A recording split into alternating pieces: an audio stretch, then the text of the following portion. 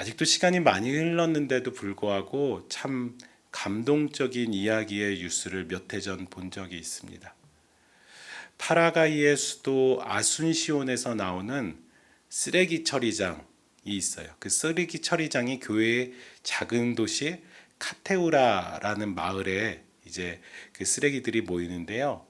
이곳의 주민들은 주로 이제 그 쓰레기장에서 고철 등을 주워서 내다 파는 것으로 생계를 유지한다고 합니다. 아주 극빈층입니다. 이곳 마을 아이들 역시 쓰레기 속에서 놀며 거의 절반에 가까운 아이들은 학교도 다니지 않으면서 그 쓰레기 더미 속에서 그 폐지라든지 철물들을 줍는다고 합니다. 그런 극빈층들이 모인 마을 가운데 놀라운 일이 벌어진 것입니다. 뭐냐면 멀리서부터 그 어떤 특별한 것이 아니라 그 쓰레기 속에서 일이 벌어졌어요.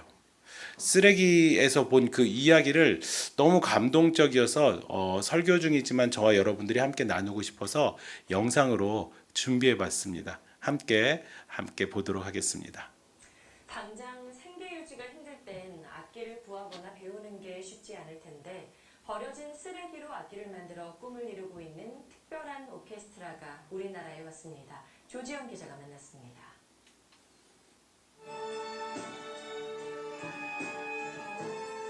연주만 들어선 뭐가 특별한가 싶으시죠? 하지만 악기를 보면 얘기가 달라집니다. 기름통에 폐목재를 붙여 만든 첼로와 더블 베이스입니다. 바이올린과 비올라는 페인트통과 오븐용 냄비로 만든 문통에 포크로 현을 연결했습니다. 관악기도 마찬가지입니다. Caño de agua, cobre fundido, moneda de un guaraní. 이들은 남미 파라과이의 쓰레기 매립지 마을 카테우라에서 왔습니다. 쓰레기 속 재활용품을 팔아 근근히 살아가던 주민들에게 악기를 배우는 건 상상도 할 수 없었습니다. 환경공학자이자 음악교사인 차베스 씨는 바로 이 쓰레기에 주목했습니다. 마을 사람들과 악기를 만들어 2006년부터 아이들을 가르치고 오케스트라를 만들었습니다. 사연이 알려지면서 세계 곳곳에 초청돼 연주했고 다큐멘터리 영화도 만들어졌습니다. Si la orquesta no estuviera, yo seguramente estaría trabajando en una casa hogar como limpiadora o algo así, o niñera. 음악은 아이들의 인생을 바꿨고 마을 전체를 살렸습니다. Los cambios estudian en la escuela, viven nuevas experiencias. Nosotros, gracias a esto, tienen nuevas casas, tienen becas para estudiar, cosas que antes no tenían. 아주 하찮은 것으로도 큰 꿈을 꾸고 이뤄갈 수 있다는 걸 카테우라 재활용 오케스트라는 보여주고 있습니다. SBS 조지영입니다. 대단하지 않습니까? 근데 그 처음이 뭔가 특별한 거가 아니라 그곳에서 자란 파비오 차베즈라는 사람이 아이들에게 음악을 가르쳤다고 합니다. 맨 처음에는 아이들에게 악기 연주를 들려주면서 호기심을 주었나 봐요. 그래서 연주 방법을 알려주고 했대요. 근데 아이들이 그 악기를 실제적으로 구입할 그 정도의 상황이 안 되니까 어떻게 할까 하다가 악기를 처음에는 쓰레기 더미 속에서 찾다가 아예 안 되니까 쓰레기를 가지고 악기를 만든 것입니다. 작은 쓰레기 마을에서 시작한 이 랜드필 오케스트라는 전 세계를 돌아다니면서 아름다운 선율과 감동의 목소리를 연주하고 있다고 합니다. 삶의 그 방향이 전환이 된 거죠. 삶의 이유에 대해서 찾게 된 거죠. 쓰레기 더미에 있던 물건들이 다 처음부터 쓰레기는 아니었을 것입니다. 분명히 누군가에게는 소중한 물건들이었을 것입니다. 하지만 물건들, 이 물체, 보이는 것, 만져지는 것은 잊혀지고 없어지고 사라지기 마련입니다. 그래서 이사야 40장 8절 가운데서도 이렇게 기록되어져 있습니다. 풀은 마르고 꽃은 시드나. 이 세상의 모든 것들이 사라집니다. 보이는 것, 만져지는 것, 물체는 사라지기 마련입니다. 그것이 정해진 하나님의 법칙입니다. 그러나 물체가 사라지더라도 하나님이 만드신 사람은요, 우리는요, 사라지지 않습니다. 각 사람마다 하나님이 보호하심이 있습니다. 각 사람마다 하나님이 그것을 통해 그 사람을 통해 하시고자 하는 목적이 분명히 있는 것입니다. 마태복음 6장 30절입니다. 오늘 있다가 내일 아궁이에 던지우는 들풀도 하나님이 이렇게 입히시거든 하물며 너희일까 보냐 믿음이 적은 자들아. 하나님께서 들풀도 입히시며 보호하시는데 우리 사람에 대해서는 어떻게 하십니까? 한 사람 한 사람. 분명히 하나님은 이유를 가지고 그 사람의 삶의 방향대로 이끌어 주시고 보호하심이 분명히 있습니다. 하나님의 말씀을 통해서 우리의 삶의 이유를 분명히 알려주시는 것입니다. 바로 우리의 삶은 하나님 앞에서 특별하게 되는 것입니다. 목적이 있게 되는 것입니다. 사람이라는 말, 사람이라는 이 말을 영어로 person이라고 하죠. person이라는 단어는 뭐뭐를 통해서라는 pearl이라는 단어와 손이라는 소리라는 손이라는 뜻이 그 소리라는 의미가 있대요. 그 단어가 합성되어져서 만들어진 단어입니다. 그러니까 그 뜻을 그대로 해석한다면은 소리를 통과하다라는 뜻이라고 합니다. 그래서 이 person이라는 단어가 고대에는 희극 배우에게 쓰였다고 합니다. 희극 배우가 연극을 하기 위해서 가면을 쓸 때 그 희극 배우를 가리키는 말로 person이라고 합니다. 여러분, 희극 배우가 가면을 쓰고 그 가면을 쓰고 어떤 말을 하죠? 자신이 하고 싶은 말을 하는 것이 아니라 누가 하고 싶은 말을 합니까? 연출자가, 감독이 원하는 말을 합니다. 그게 바로 person이라는 말입니다.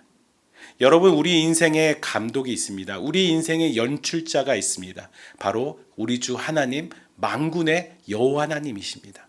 하나님이 우리 각자 인생의 감독이 되어주셔서 연출자가 되어주셔서 우리 삶의 목적을 주시는 줄 믿습니다. 그래서 우리는 우리 인생에서 하나님이 원하시는 연출을, 그 대사를 하면 됩니다. 그것이 우리의 목적입니다. 거창한 목적이라는 말이 부담스럽다면 이렇게 표현하고 싶습니다. 하나님이 원하시는 뜻대로, 하나님이 원하시는 뜻대로 살아가시기 바랍니다. 하나님이 원하시는 뜻대로 살아가는 것이 바로 산소 호흡기를 붙여놓고 연명하는 사람과도 같은, 그 환자와도 같은 것입니다. 하나님이라는 산소 호흡기를 떼면 우리 인생은요, 죽은 인생입니다.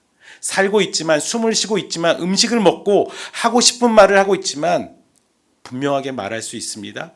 죽은 인생, 우리가 앞에서 본 영상과 같이 쓰레기와 같은 그런 하찮은 것입니다. 쓰레기장에 있을 때는 쓰레기였지만 그 물건이 연주자의 손에서 악기가 되어져서 연주되어질 때 이유를 찾게 됩니다. 목적이 생기게 됩니다. 전환되게 된 거죠. 변환되게 된 거죠. 생명을 갖게 된 것입니다. 예배 때 사용하는 마이크가 있습니다. 예배 때 사용하는 마이크, 성도님들이 사랑으로 또 섬겨주시고 이렇게 헌금해 주시고 그래서 좋은 마이크를 그래도 저희는 여기서도 또 개원예고에서도 사용을 하고 있습니다. 근데 이 마이크나 이 강대상 같은 물건을 이렇게 말합니다. 성물이라고 합니다. 그것은 그것들이 만들어진 방법들이 특별히 남달라서가 아니라 예배를 돕는 일에 쓰임받는 존재가 되기 때문에, 그 목적이 있기 때문에 성물이라고 합니다.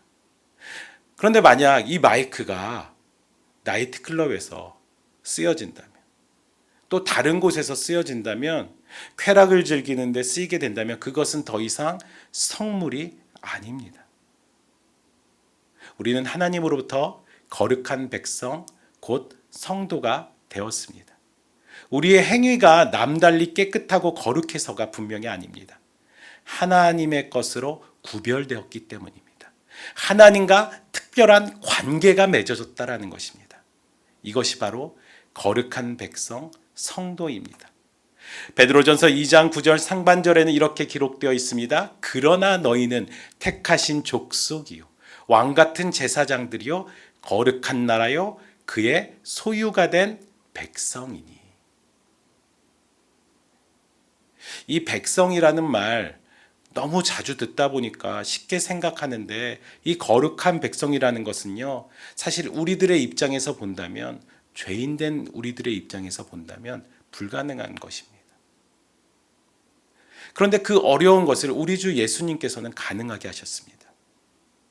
어떻게 그 불가능한 것, 거룩한 백성이 되는 것, 죄의 자녀로, 이 세상 가운데 속한 사람으로 지옥으로, 영원한 형벌로 갈 수밖에 없는 우리들을 그 하나님의 백성이 되게 한, 이 가능케 한 것은 무엇입니까? 이 불가능을 변하게 한 것은 예수 그리스도이십니다. 어떻게 불가능한 것을 하셨습니까? 불가능한 것을 불가능한 것으로 맞바꾸신 것입니다. 하나님이 이 땅에 인간의 몸으로 오신 것, 그것 자체가 불가능이었습니다. 그 불가능과 바꾸신 것입니다. 십자가에서 하나님이신 예수 그리스도가 죽으신 것, 불가능이셨습니다. 그 불가능을 불가능과 바꾸신 것입니다. 무엇보다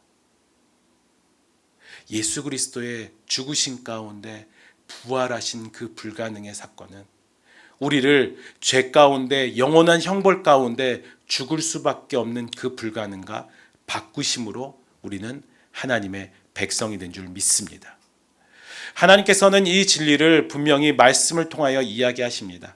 특별히 에베소서 가운데 이 하나님의 백성에 대해서 많이 말씀하시는데요. 이 에베소서 2장 초반부에 있는 말씀을 저와 여러분들이 함께 이 시간 보는데, 우리가 함께 나누는 개역개정 성경이 아니라 조금 더 알기 쉽게 표현한 메시지 성경으로 제가 또 여러분들이 이 시간에 같이 읽기 원합니다. 얼마 전까지만 해도 여러분은 죄로 인해 낡고 정체된 삶에 빠져 있었습니다. 그때 여러분은 참된 삶에 대해서는 아무것도 모르고 이 세상이 가르쳐 주는 대로 살았습니다. 무슨 말입니까? 우리가 하나님의 백성이 아니라 세상 진노의 자식이었다라는 얘기입니다. 계속 있습니다. 여러분은 더러운 불신을 폐에 가득 채우고서 불순종의 기운을 내뿜었습니다. 우리는 너나 없이 자기가 하고 싶은 것을 마음대로 하며 그렇게 살았습니다. 우리 모두가 같은 배를 타고 있었던 것입니다. 네, 우리들의 옛 모습에 대해서 말씀하시는 거죠. 그런데 이제 하나님께서 이렇게 하십니다. 하나님께서 평정심을 잃고 우리 모두를 쓸어버리지 않으신 것은 정말로 놀라운 일입니다. 오히려 하나님은 한없는 자비와 믿을 수 없을 만큼 엄청난 사랑으로 우리를 품어주셨습니다. 하나님은 죄로 죽은 우리 생명을 떠맡으시고 그리스도 안에서 우리를 살리셨습니다. 하나님은 그 모든 일을 우리의 도움 없이 혼자서 이루셨습니다. 그런 다음 우리를 들어 올려서 가장 높은 하늘에 메시아 예수와 함께 앉게 하셨습니다. 여러분, 무슨 말입니까? 원래 지극히 당연한 것은요, 우리는 그 하나님의 진노하신 가운데서 불로 쓰러져 갈 수밖에 없는 영원한 진노 가운데 놓일 수밖에 없었는데, 하나님께서 우리를 붙잡아 주심으로 진노의 자식이 아니라 하나님의 백성이 되었다라는 것입니다. 에베소서 2장 그 초반부 말씀, 메시지 성경으로 읽어봤는데요. 뒤에 부분에도 이러한 말씀이 있습니다. 제가 읽어드리겠습니다. 지금도 하나님께서는 우리를 그분이 원하시는 곳에 두시고 이 세상에서나 저 세상에서나 그리스도 예수 안에서 은혜와 사랑을 우리에게 쉼없이 쏟아 부어 주십니다. 구원은 전적으로 하나님이 생각해내신 일이고 전적으로 그분이 하신 일입니다. 우리가 할 일은 다만 하나님께서 그 일을 행하시도록 그분을 신뢰하는 것입니다. 구원은 처음부터 끝까지 같이 있습니다. 하나님의 선물입니다. 구원은 처음부터 끝까지 하나님의 선물입니다. 냄새나는 쓰레기장의 고물 같은 우리 인생을 하나님은 구원하셨습니다. 쓰레기장의 모든 물건은 다 쓰레기입니다. 조금 더 높은 곳에 쓰레기 있다고 그것이 쓰레기가 아니지 않습니다. 그것도 쓰레기입니다. 조금 더 냄새나지 않는다고 그것이 쓰레기가 아닐까요? 그것도 쓰레기입니다. 쓰레기 같은 그 인생을 하나님께서 함께 하실 때 그것은 더욱 그것은 더 이상 쓰레기가 아니라 새로운 목적을 갖게 되는 것입니다. 방금 읽어진 에베소서 2장 초반부 8절의 말씀까지 읽었는데요. 8절에서 10절의 말씀에 이렇게 있습니다. 주인공 역할은 우리 몫이 아닙니다. 우리가 주인공 역할을 했다면 우리는 모든 일을 우리가 했다고 떠벌리며 돌아다녔을 것입니다. 제가 설교 초반부에도 펄슨이라는 말씀을 드렸잖아요. 하나님의 소리를 말하는 것, 하나님의 목적을 말하는 것이 우리의 뜻입니다. 하지만 그렇지 않습니다. 우리는 우리 자신을 만들 수도 구원할 수도 없습니다. 만들고 구원하는 일은 하나님이 하시는 일입니다. 하나님은 그리스도 예수를 통해 우리 각 사람을 지으셨습니다. 그렇게 하신 것은 그분께서 하시는 일, 곧 우리를 위해 마련해 놓으신 선한 일, 우리가 해야 할 그 일에 우리를 참여시키려는 것입니다. 아멘. 자격 없는 저를 불러주셨습니다. 성도로 인쳐주셨습니다. 그런데 그것 가운데 누가 먼저 했다고요? 하나님이 먼저 하셨다라는 것입니다. 이 하나님 앞에 이끌림 받는 것이 결국은 믿음의 삶입니다.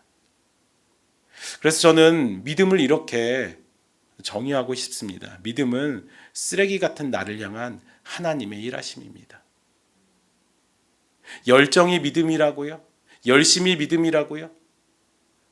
아닙니다. 하나님의 일하심이 결국 다 하신 것이 우리의 믿음인 줄 믿습니다. 우리는 하나님의 일하심을 반응하는 삶을 살아가야 되고요. 그 반응하는 삶 가운데 오늘 예수님께서 어떻게 그 믿음으로 구하는 삶을 살아야 되는지 본문으로 말씀하십니다. 너희는 먼저 그의 나라와 의를 구하라. 예수님께서 말씀하십니다. 하나님의 일하심을 믿느냐, 바라보느냐, 그러면 이렇게 살아봐라. 먼저 그의 나라와라.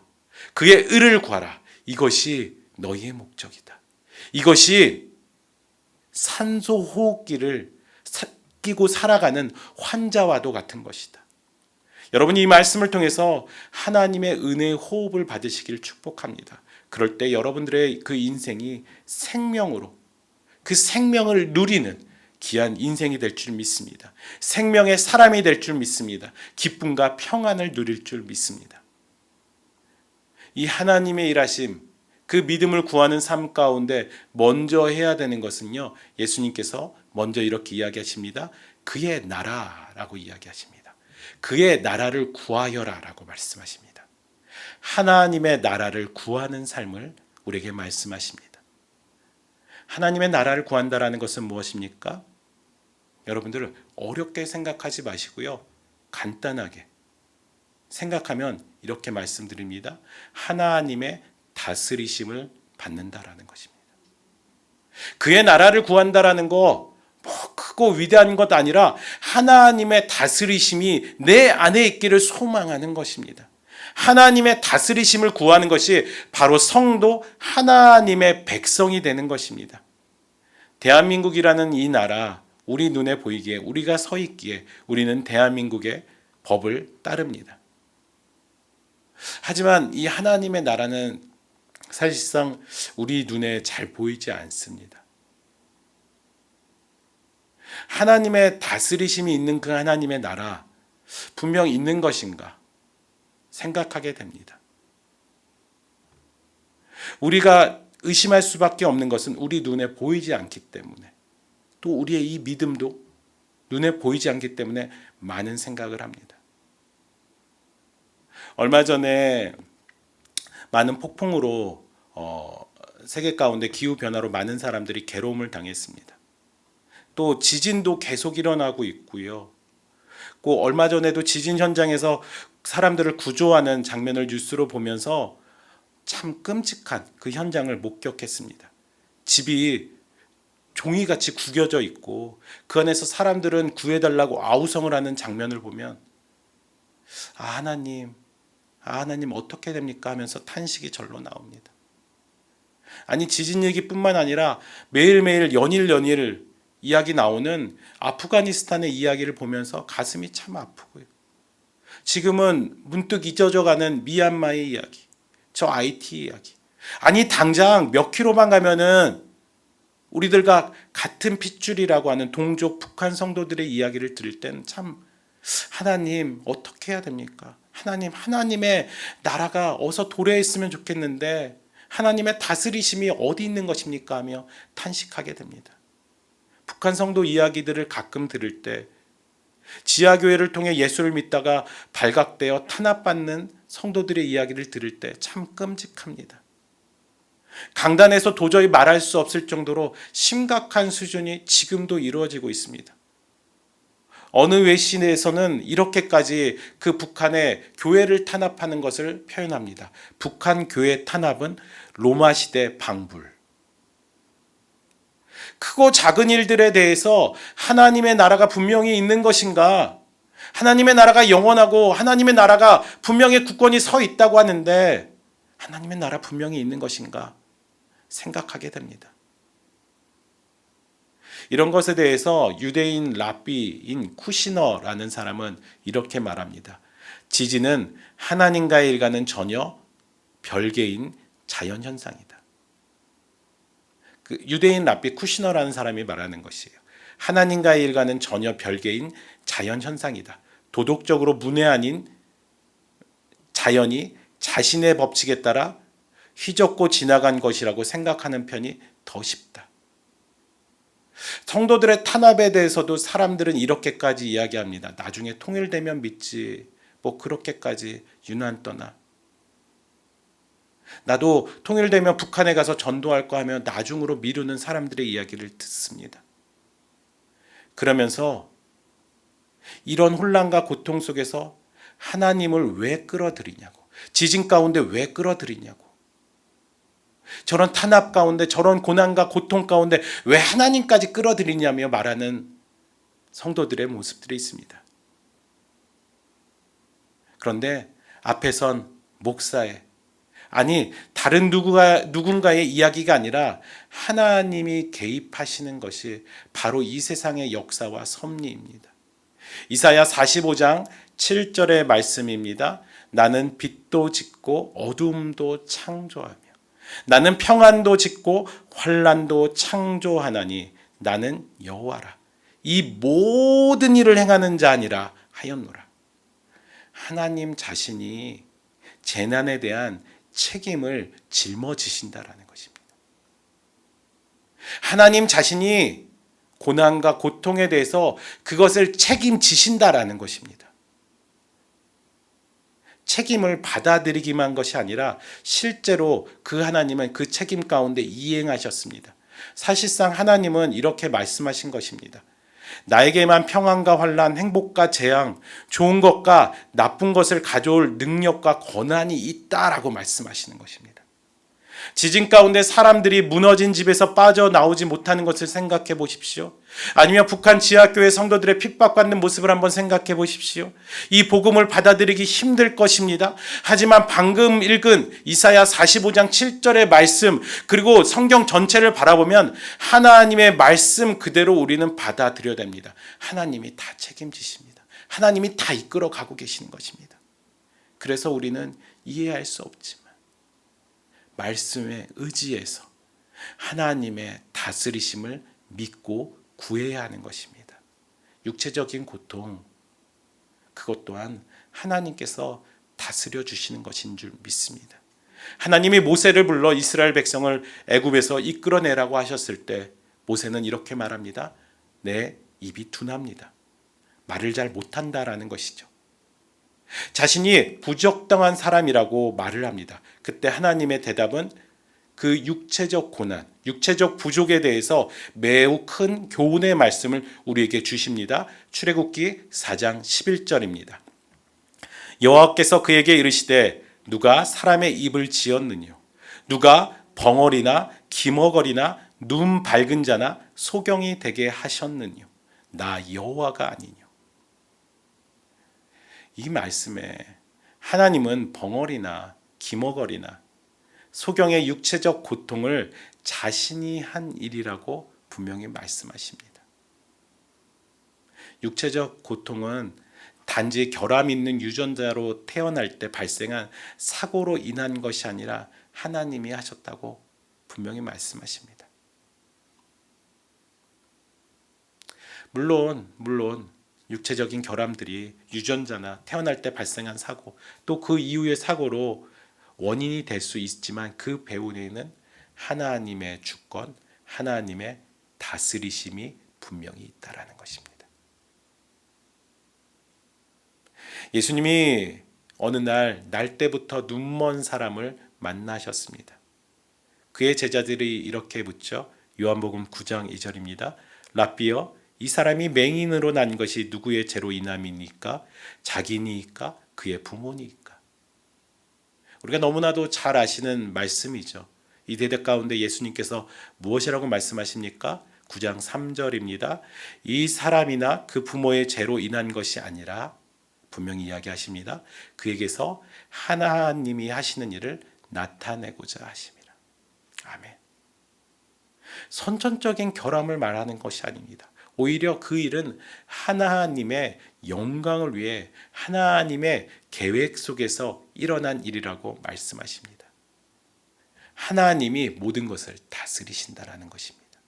시간과 공간을 뛰어넘어 다스리시는 것이 우리가 믿는 우리 주 하나님의 주권입니다. 대한민국의 주권은 이 대한민국 땅에서만 유효합니다. 북한에 가서 또 미국에 가서 이루어질 수 없습니다. 미국에서 생활을 했던 한 분이 우리나라에 들어와서 불편하다고 말합니다. 아니, 차들이 왜 이렇게 빨리 달리는지, 차들이 좀 양보를 하면서 달려야 되지 않냐. 그리고 또 그 신호등이 없는 사거리에서는 먼저 온 차들이 먼저 이동해야 되지 않냐. 불평을 했던 말을 제가 했었습니다. 네. 이런 일은 미국에서나 가능한 일인데 왜 우리나라는? 여러분, 미국의 규칙은 미국에서 따르면 되고요. 우리나라 우리의 규칙대로 그냥 마구 달리면 됩니다. 미국에 가서 생활해야죠. 불편하면. 네. 우리나라의 주권, 우리나라의 규칙은 우리나라 영토에서만 가능합니다.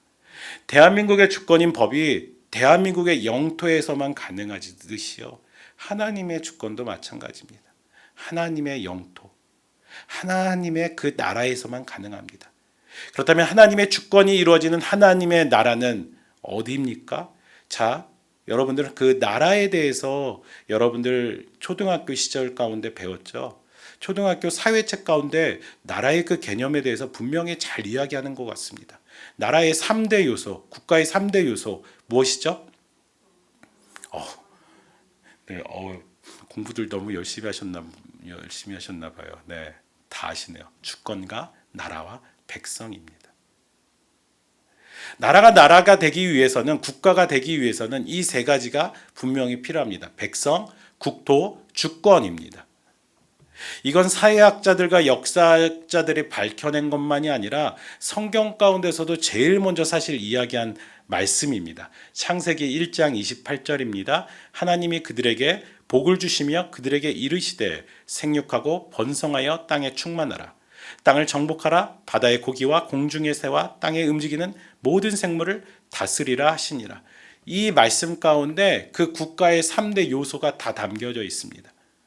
하나님의 나라를 이루시려고 하는 하나님의 분명한 열심을 엿볼 수 있습니다. 생육하고 번성하라는 것은 나라의 3대 요소인 국민에 대해서 이야기하는 것입니다. 땅에 충만하라, 땅을 정복하라라는 것은 국토를 말하는 것입니다. 모든 생물을 다스리라 라는 것은 하나님의 주권에 대해서 이야기한 말씀입니다. 자연의 재해에서도 육체적인 어려움과 환경적인 어려움, 핍박, 고난이 있어도 거기에는 분명 하나님의 주권이 있습니다. 하나님의 다스리심이 있다면 하나님의 다스리심을 받는 대상은 성도, 하나님의 백성이 된다라는 것입니다. 하나님의 다스리심을 받는 하나님의 백성, 성도들이 서 있는 곳이 그러므로 어디가 되겠습니까? 하나님의 영토, 하나님의 나라가 되는 것입니다. 바로 우선 우리의 교회가 하나님의 나라가 되기를 소망합니다.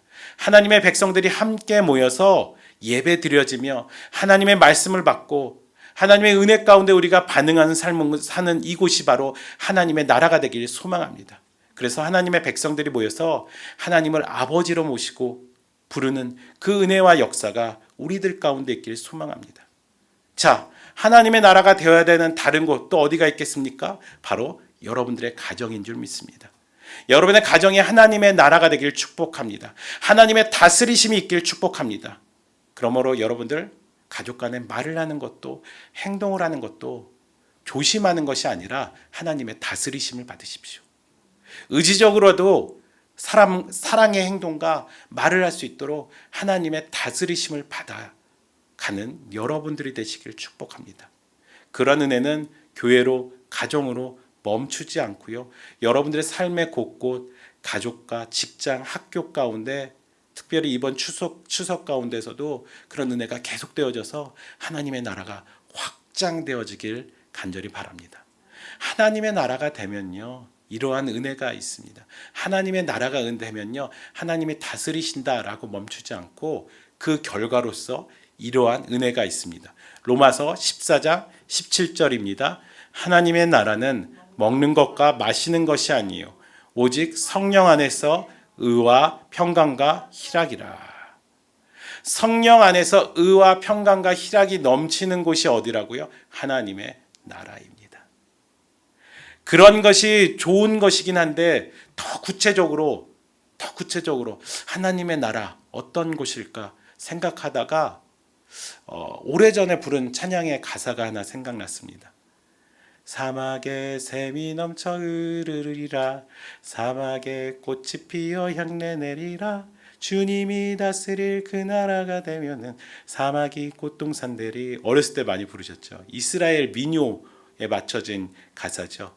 그러면서 후렴에 이렇게 써 있죠. 사자들이 어린 양과 뛰놀고 어린이도 같이 뒹구는 참 사랑과 기쁨의 그 나라가 이제 속히 오리라.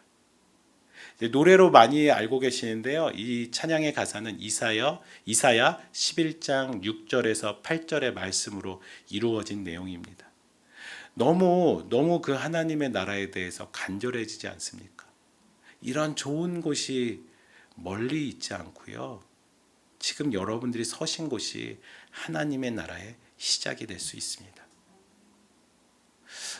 아직도 마음에 와닿지 않는 그런 분들을 위해서 좀 더 그 하나님의 나라 어떤 곳일까 생각하다가 최근에 이제 마커스 팀에서도 한 몇 해 전인가 그 하나님의 나라는 이라는 찬양을 불렀는데 그 가사도 또 안내하고 싶어요.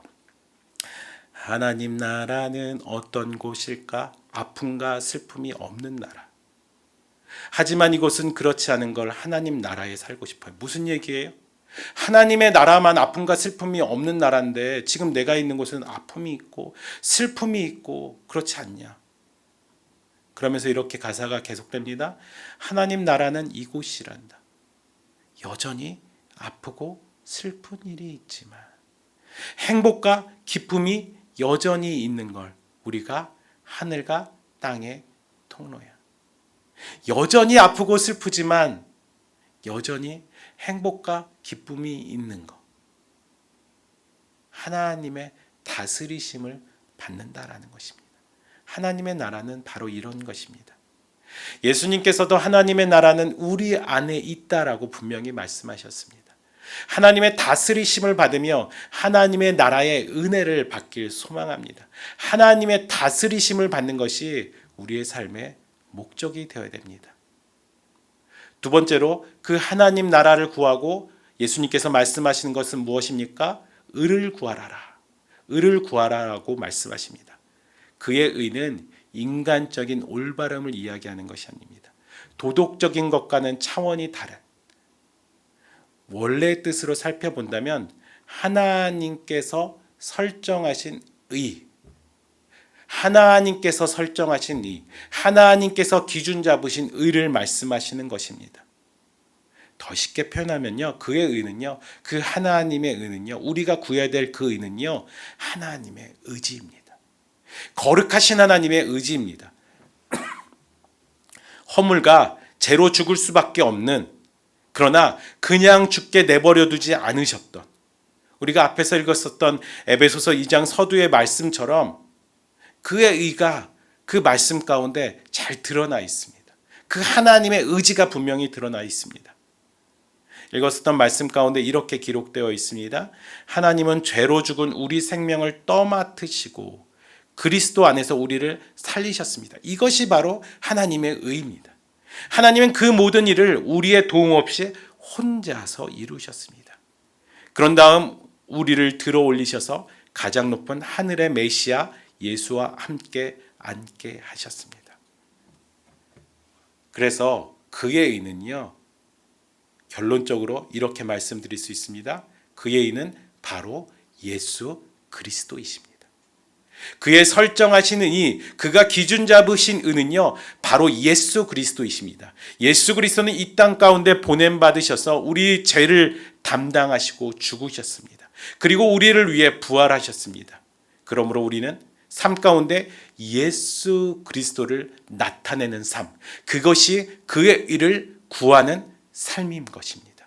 나를 나타내고 나의 의지를 나타내고 나의 발음을 나타내고 나의 선함을 나타내는 것이 아니라 우리들의 모든 행동이 예수 그리스도를 나타내는 삶이 되길 간절히 소망합니다. 예수님 당시 율법주의에 사로잡혀 있던 바리새인들은 남들에게 잘 보이기 위해 외형적인 선을 행하였던 것을 우리는 말씀을 통해 보았습니다. 자신의 신앙을 나타내기 위해 큰 소리로 기도합니다. 그리고 교회를 옵니다. 헌금을 합니다. 나름 찬양을 합니다. 하지만 그런 자들을 향해 예수님은 분명히 말씀하십니다. 자신이 높여짐을 받은 자의 상급은 이 땅 가운데서 끝났다라고 말씀하십니다. 예수 그리스도를 나타낸 삶은 결국 비천해지더라도 가난해지더라도 고난에 있더라도 어느 상황에서나 예수 그리스도를 나타내는 삶이 그의 의를 구하는 삶인 것입니다. 얼마 전에 생일을 당한 한 자매가 저에게 이런 말을 해주었습니다. 그 말을 듣고 참 감격하고 도전이 되었습니다. 자신이 생일 맞은 날 다른 사람들이 하루 종일 그 청년 자매의 생일을 축하해 주었다고 합니다. 이렇게 생일 축하를 받아도 되나 싶을 정도로 하루 종일 너무 좋았대요. 축하를 해주니까. 이모티콘, 이모티콘이 아니죠. 기프티콘 선물을 받기도 하고 그랬대요. 일하는 곳이 식당인데 식당에서도 그 자매를 위해서 일하는 곳에서 그 자매를 위한 음식까지 식사를 준비해 주었다고 합니다. 자기가 알았던 다른 사람들에게 지금까지 이렇게 축하를 못 받은 것 같은데 너무 좋았다라고 합니다. 그런데 이제 이해가 안 가는 부분이 하나 있는데 이 부분이 제 마음에 참 와닿았어요. 일하는 곳에 자신을 꼭 괴롭히는 그 한 사람이 있었다고 합니다. 여러분들도 그러시죠. 여러분들 계신 곳에 꼭 괴롭히는, 여러분들의 마음을 불편하게 하는 사람들이 꼭 있죠. 네. 근데 여러 가지로 일하는데 그 사람이 어려움을 주었대요. 근데 그때마다 이 청년이 꾹 참고 잘 일했는데 생일날 그 사람이 이렇게 와서 그 자매에게 묻더래요. 너 예수 믿냐? 라고 묻더래요. 그래서 네, 예수 믿습니다. 교회 다닙니다. 라고 이야기했다고 합니다. 안 믿는 사람이, 자신을 괴롭히는 사람이 그렇게 참고 열심히 일하고 또 사랑받는 모습을 보면서 그 안에 있는 예수 그리스도의 모습을 본 것 같습니다. 여러분, 우리는 예수 그리스도를 나타내는 삶이 되어야 합니다. 이 자매의 이야기를 듣고 참 도전이 되었습니다. 나도 모든 사람과의 관계에 예수 그리스도를 나타내야 하는데, 여러분, 모든 사람과의 관계 가운데서 예수 그리스도를 나타내시기 바랍니다. 그것이 그의 의를 구하는 삶입니다. 그 나라와 의를 구하라. 여러분, 하나님의 다스리심을 통해 성도인 여러분들이 서 있는 곳이 하나님의 나라로 살아가라는 것입니다. 예수 그리스도의 향기를 날리는 사람이 되라는 것입니다. 그것이 바로 구하라로 함축되어져 있습니다. 구하라, 1차적으로는요, 기도하라는 것입니다. 간구하는 기도 맞습니다. 하지만 잠시의 간구로 끝나지 않고 그렇게 살라라는 것입니다. 10분, 20분, 1시간 기도함으로 끝나는 것이 아니라 그 기도의 모습이 삶 가운데 계속 이어지라는 것입니다. 하나님의 다스리심을 갈망하면서 살라는 것입니다. 예수 그리스도의 향기를 날려야겠다 노력하면서 살라는 것입니다. 성경의 원리를 정리한 그 요약집을 교리라고 말할 수 있습니다. 교리는 우리의 신앙의 기초와도 같습니다. 그래서 교리 공부를 하면 참 좋습니다. 유익한 부분이 많이 있습니다. 세례받기 전에도 그래서 잠시지만 교리 교육이 이루어지고요. 그리고 이 부분을 통해서 여러분들의 신앙을 고백합니다. 이 교리 중에 특별히 우리 장로교의 교리를 잘 정리한 것이 웨스터민스터 소요리 문답입니다. 그 제일 첫 번째 질문 여러분들 아십니까? 제1문은 바로 이것입니다. 사람의 죄일 되는 목적은 무엇입니까? 그에 대한 답은 이렇습니다. 사람의 제일 되는 목적은 하나님을 영화롭게 하는 것과 영원토록 그를 즐거워하는 것입니다. 어려운 분들을 위해서 간단하게 말씀드릴게요. 하나님께 영광 돌리는 삶을 살라는 것입니다. 하나님을 나타내는 삶을 살라는 것입니다.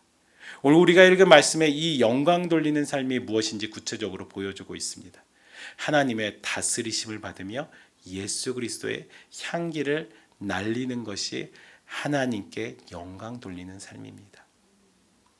그래서 이러한 삶을 행하여질 때 성경 가운데서는 거기서 끝나는 것이 아니라 그 뒤에 부수적으로, 부가적으로, 결과적으로 이런 은혜까지 말씀하십니다. 이 모든 것을 너희에게 더하시리라. 하나님께 영광 돌리는 삶을 살 때 어떠한 은혜가 임합니까? 정말로 하나님의 나라가 이루어진다고 합니다. 정말로 예수 그리스도의 향기가 날린다라고 합니다. 하나님의 나라를 갈망하는 사람, 예수 그리스도의 향기를 날리기 위해 겸손하게 무릎 꿇고 눈물 흘리는 자에게 하나님이 그것을 들어주신다라고 말씀하시는 것입니다. 이 모든 것을 너희에게 더하시리라. 여기 중요한 또 원리가 하나 있습니다. 이 말씀이 내가 스스로 이루어지는 것이 아닌 능동태가 아닌 하나님이 해주신다라는 수동태로 기록되어져 있습니다. 하나님이 개입하셔서 하나님이 감독되어 주셔서 그것을 실현시켜 주신다라는 것입니다. 하나님이 다 하신다라는 것이에요. 그런데 여기에 그것으로 끝나는 것이 아니라 또 하나 놀라운 비밀이 있습니다. 모든 것이라는 말이 단순히 앞에 말한 것들에 대해 지시하는 대명사가 아닙니다. 분명히 말하고 있습니다. 모든 것, 그의 나라와 그의 의뿐만 아니라 그 외의 모든 것, 먹고 마실 것까지 삶의 모든 영역을 하나님께서 책임져 주시는 줄 믿습니다. 솔로몬이 하나님의 나라를 잘 다스리기 위해서 그의 나라를 구하였습니다. 그래서 그의 나라를 잘 다스리기 위해서 구한 것이 무엇입니까? 지혜입니다. 그 지혜를 구하였을 때 하나님께서 그에게 주신 것은 무엇입니까? 열왕기상 3장 11절에서 13절입니다. 이에 하나님이 저에게 이르시되 내가 이것을 구하도다. 자기를 위하여 수도 구하지 아니하며 부도 구하지 아니하며 자기의 원수의 생명 멸하기도 구하지 아니하고 오직 송사를 듣고 분별하는 지혜를 구하였은즉 내가 내 말대로 하여 내가 지혜롭고 총명한 마음을 주노니 너의 전에도 너와 같은 자가 없었거니와 너의 후에도 너와 같은 자가 일어남이 없으리라. 내가 또 너의 구하지 아니한 부와 영광도 내게 주노니 내 평생의 열왕 중에 너와 같은 자가 없을 것이라. 하나님의 나라에 집중되어져 있는 솔로몬을 향해서 하나님께 구하지 않은 부와 영광도 주신다고 합니다. 여러분, 그러므로 하나님의 나라의 의를 구하시고요. 그 하나님의 나라를 온전히 구하는 하나님의 다스리심을 받는 여러분들에게 축복합니다. 그러기 위해서 철저하게 낮아지시고요. 예수 그리스도의 향기가 날리기 위해서 몸부림치시는 여러분들이 되시기를 바랍니다. 우린 기억해야 합니다. 우리가 철저하게 낮아지고 몸부림쳐야 그런 상황이나 환경에 따라 시간에 따라 달라지는 것이 아니라 항상 그렇게 해야 됩니다. 매 순간 철저하게 몸부림쳐야 된다는 것입니다. 하나부터 10까지 예수 그리스도, 그 하나님의 나라, 다스리심, 그것을 생각해야 되는 것입니다. 그래서 오늘 본문 말씀 첫 단어는 이렇게 시작합니다. 먼저. 그의 나라와 의를 구하라. 그리하면 이 모든 것을 너희에게 더하시리라 할 수 있을 때, 은혜 받을 때, 주일 예배 마치고 나갔을 때, 그 순간만이 아니라 말합니다. 먼저. 그런데 이 먼저라는 말이 많은 성도님들이 오해하십니다. 우선순위의 문제로 생각합니다. 내가 먼저 이거 하면 되겠지. 여러분, 신앙은 우선순위의 문제가 아닙니다. 이 먼저라는 단어는 헬라어로 프로톤이라는 단어입니다. 프로톤은 나열된 여러 가지 중에 먼저 해야 되는 것을 말하는 것이 아닙니다. 무엇보다 더 나아가 절대적으로 하라는 것입니다. 반드시 하라는 것입니다. 가장 먼저의 의미보다는 꼭 해야 된다는 것입니다. 여러분, 우리가 초등학교 때 과학 시간에 직렬과 병렬에 대해서 배우셨죠? 네. 직렬은 어떤 거죠? 다 하나로 이렇게 연결되어져 있으면 돼서 직렬 가운데서는 한 전구가 아니면 그 한 전기가 빠져 있어도 전기가 나오는 거 맞나요? 네. 근데 이상하게 병렬에서는 한 위치에 그 전지가 빠져 있거나 전구가 빠져 있으면 되지 않습니다. 나머지 전구들도 불이 밝혀지지 않았었던 병렬 구조 기억나시죠? 여러분, 우리의 신앙은요, 이 병렬 구조와 같이 처음 것이 안 돼 있으면 나머지 것들도 다 안 됩니다. 예수님께서 말씀하십니다. 너희가 하늘에 매여 있으면 땅에서도 매여 있을 것이라고. 여러분, 이 모든 것 너에게 더하신다. 그 말 너무 듣기 좋으시죠? 그런데 그 전에 우리가 먼저 기억해야 되는 것은 먼저 그의 나라와 의를 구해야 되는 것입니다. 먼저.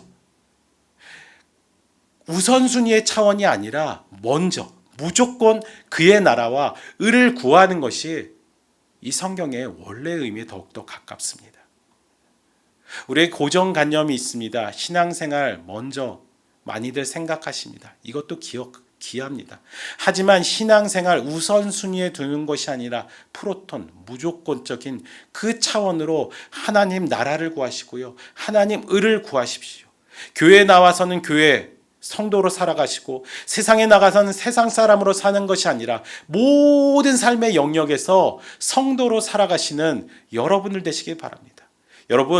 여러분들이 가지고 있는 이 고정관념, 먼저 해야지가 아니라 무조건 해야지로 바꾸길 간절히 축복합니다. 성령께서 우리 삶 가운데 역사하셔서 죄인임을 깨닫게 하시고 예수님이 나를 위하여 십자가에 달려 죽으시고 부활하셨다는 그 사실 반드시 믿으시고, 그리고 그 사실 가운데 그의 나라와 의를 언제나 따르는, 언제나 구하는 여러분들 되시길 주의 이름으로 축복합니다. 함께 이 시간 오늘의 찬양의 가사로 만들어진 이 찬양 같이 함께 결단으로 고백하면서 우리 기도로 나가기 원합니다. 먼저 그 나라와 의를 구하라.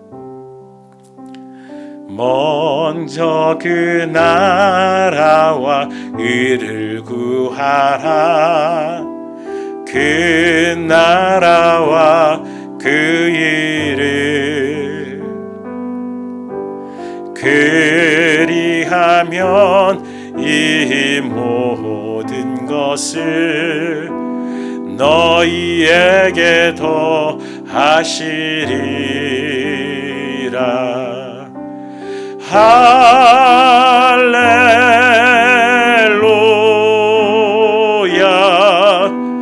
할렐루야,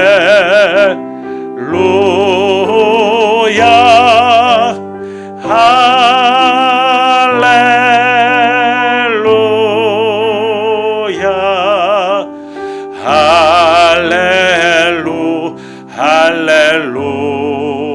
할렐루야.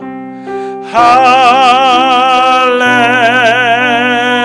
하나님 나라 우리 가운데 할렐루야. 할렐루야.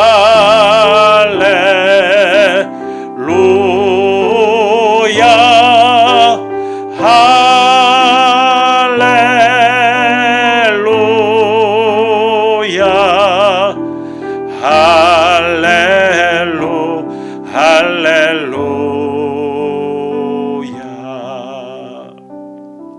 할렐루야. 하나님을 찬양하라.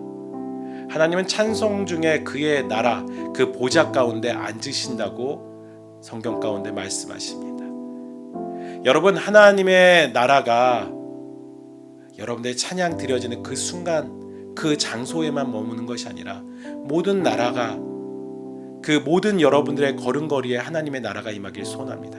그래서 하나님을 높이는 찬양의 삶이 여러분들의 삶 가운데 있기를 원합니다. 그러기 위해서 기억하십시오. 먼저 그의 나라와 의를 구하라. 하나님의 다스리심을 받으십시오. 그래야지 하나님의 나라가 임하는 것입니다. 예수 그리스도의 향기를 날리십시오. 하나님의 나라로 끝나는 것이 아니라 이 모든 것을 너희에게 더하시는 그 은혜의 역사가 일어날 줄 믿습니다. 그런데 여러분들 기억하실 것은 먼저 우선순위, 내가 시간 될 때 그 선택적인 문제가 아니라 프로톤 반드시 꼭 해야 된다라는 것입니다. 함께 이 시간 기도하기 원합니다.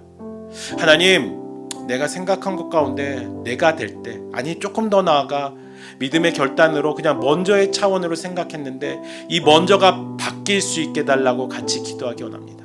무조건. 이제 돌아오는 주일부터 추석 연휴가 시작되어집니다. 추석 연휴 가운데 여러분들의 신앙을 무조건 지키십시오. 그의 나라 가운데 살아가십시오. 그의 의를 구하십시오. 우리 같이 이 시간 하나님의 은혜를 간절히 구하시면서 있는 곳에서 주님 이름 부르고 같이 기도로 나가겠습니다. 주여, 하나님, 먼저 그의 나라와 의를 구합니다. 아버지, 먼저 그의 나라와 의를 구하는 거룩한 삶이 되어질 수 있도록 주여 우리를 이끌어 주시옵소서. 아버지 하나님, 이것이 안 되고 다른 것을 찾는 것이 아니라 그 하나님의 나라 가운데 다스리심을 받는 하나님의 백성이 되게 하시고, 하나님, 그리고 예수 그리스도의 향기를 날리는 사람들이 되어질 수 있도록 주여 인도하여 주시옵소서. 쓰레기와도 같은 우리네 인생을 주님 들어서 사용하시는데, 그 주님의 그 다스리심 가운데 사용하시는데 감사하며 은혜로 반응하는 거룩한 삶이 되게 하여 주시옵소서. 하나님, 오늘도 우리의 삶이 곤고하고 오늘도 우리의 삶이 답답합니다. 하나님의 다스리심을 받는다고 하지만은 주님, 우리가 그 하나님의 다스리심에 대해서도 우리 마음대로 생각하고 교만함으로 판단합니다. 그러나 아버지 하나님, 우리를 이끌어주신 그 하나님의 은혜 가운데서 우리를 세우시는 하나님, 우리를 이끌어주시는 하나님 의지하게 하여 주시옵소서. 아버지 하나님, 삶의 모든 영역에 묶여있고 막혀있는 성도들이 있다면 주님 자유 진리 가운데 자유하여질 수 있도록, 풀릴 수 있도록 주님 말씀하여 주시옵소서. 예수 그리스도만이 길과 진리 되심을 우리가 믿고 나가게 하여 주시옵소서.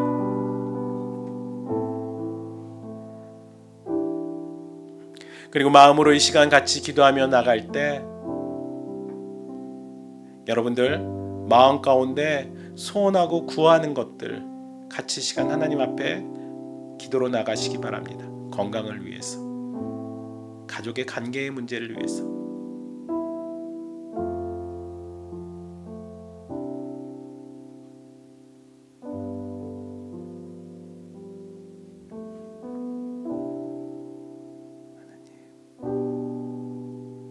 하나님, 이 시간 잠시지만 우리의 소원하고 구하는 바를 기도합니다.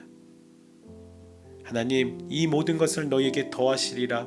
이 은혜의 역사를 위해서 먼저 그의 나라와 의를 구하는 우리 성도들의 삶이 되게 하여 주시옵소서. 하나님, 그리고 그 이상의 것을 우리에게 채우시는 하나님의 역사를 우리 성도들이 볼 수 있고 경험할 수 있도록 축복하여 주시옵소서. 막혔던 자들, 그 막혔던 것들을 풀어주시옵고, 답답한 자들, 깨어진 관계 가운데 있는 자들 묶어주시고 자유케 하여 주시옵소서. 이제는 우리 구주 예수 그리스도의 은혜와 보혜사 성령님의 교통 인도하심과 우리 주 하나님의 무한하신 사랑이 먼저 그의 나라 가운데 하나님의 다스리심을 받는 성도가 되기로 결단하는 모든 이들에게, 예수 그리스도의 향기를 날리기로 결심하는 모든 이들에게, 그리고 이것이 선택적인 차원이 아니라 무조건 해야겠다라는 결심으로 나가는 모든 성도들과 그들의 가정과 직장과 학교 위에 이제로부터 영원까지 함께 있기를 축원합니다.